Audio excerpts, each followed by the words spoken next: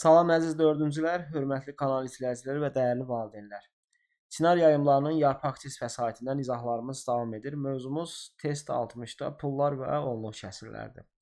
Birbaşa tapşırıqlara keçəcəm və tapşırıqların həlli zamanı bəzi məlumatları sizin nəzərdə çatdıracağım. Amma qısaca bunu demək istəyirəm ki, biz bilirsiniz ki, pullarımız manat və qəpik olaraq dəmir pulları qəpiklə, kağız pulları da manatla hesablanmış olur.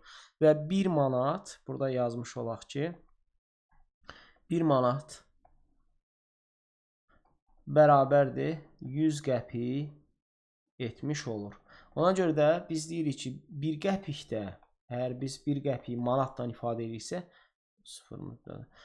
deməli 100 qəpiyin, yəni 1 manatın 100-dən bir dənəsidir. Çünki 100 qəpik olmalı ki, 1 manat olsun. O səbəbdən də 1 qəpik 0,1 manat etmiş olur.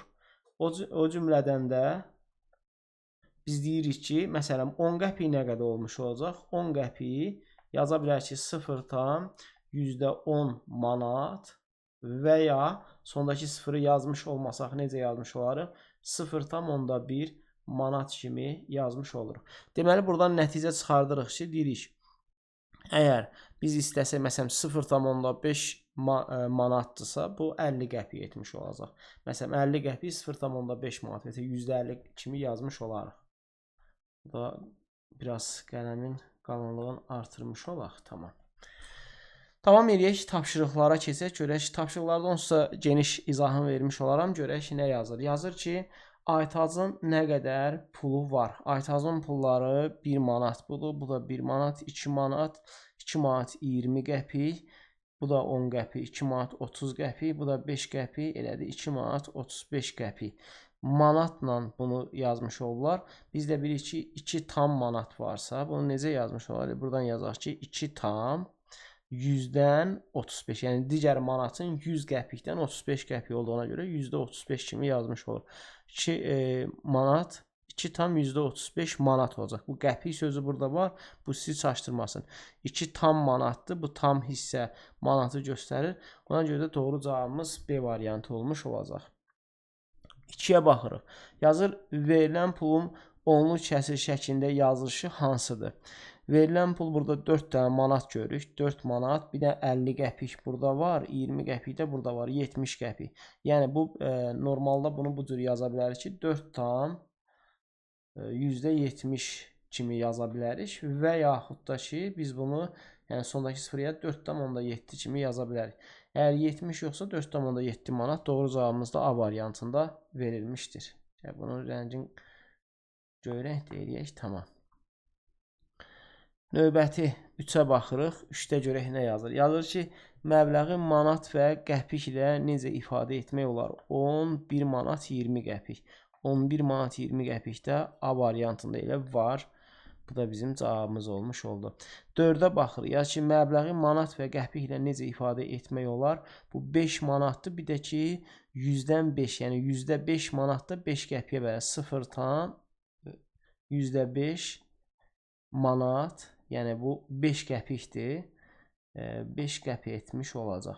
Yəni ki, 5 tam manat, bir də ki, 5 qəpik var ki, doğru cavabımız da 5 manat 5 qəpik C variantında verilmiş olacaq.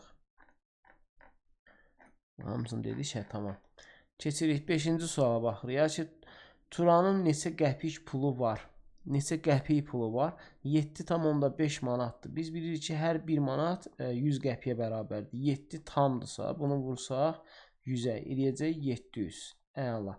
0,5 manatı da bilirik ki, biz 5-i necə yazırdıq? Yəni 100-ün 5 hissəsi. Yəni bunu 100-ü belə deyək də %50 kimi də yaza bilərik. Bu da bərabərdə 50 qəpik etmiş olacaq.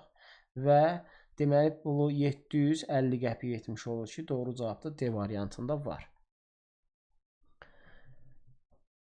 6-ya baxırıq. Yazır ki, hansı geyim bahadır?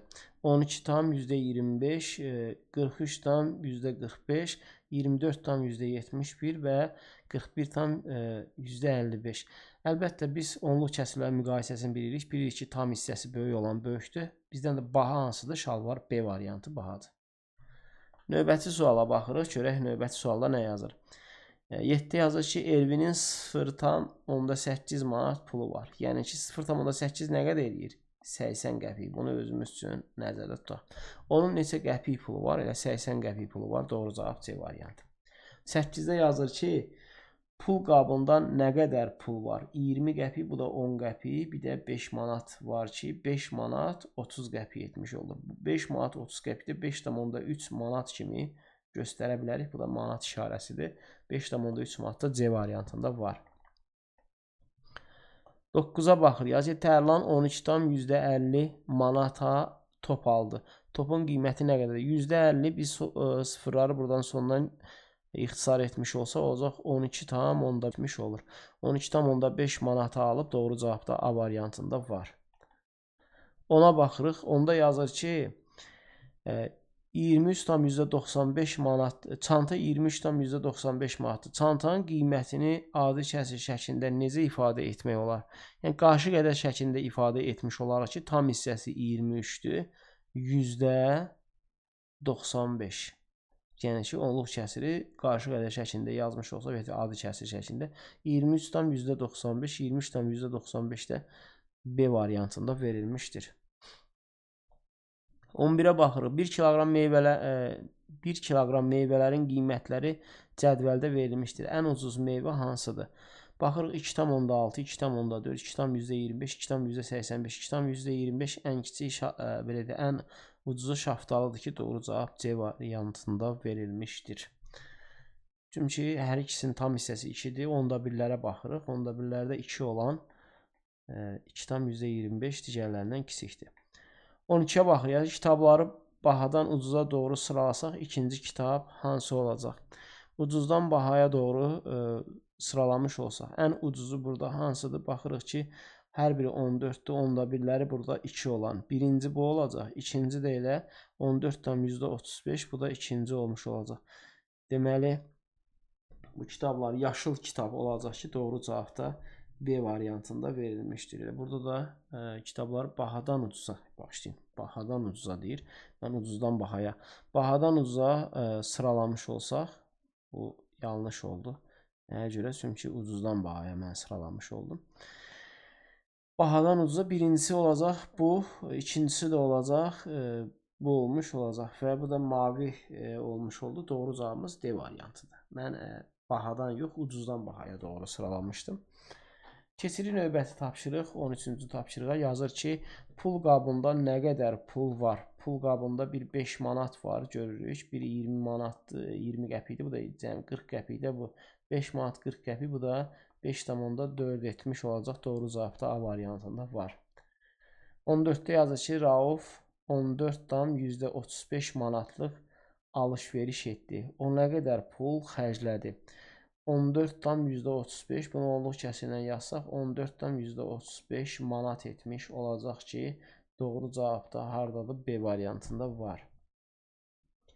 15-ə baxırıq. Yazır ki, Samirin 20 manat və 50 qəpiyi var. Hansı variantda verilən pul Samirinkindən çoxdur? 20 manat 50 qəpik, yəni 20,5 etmiş olacaq. Çünki 20 manat tam hissədir, 50 qəpik də %50'si, bu da 5'ə bərabərdir. Burada hansı deyir ki, çoxdur, bu azdır. A variantı %45'dir, %50'dən azdır. %35'dir, azdır. %50 burada D variantı 5, yəni bərabərdir. Bu da deyil. Çox olan lazım ki, bu da C variantında verilib. 16'ya baxırıq. 16'da yazır ki, Turalın 10,25 manat pulu var. O aşağıdakilərdən hansını ala bilməz?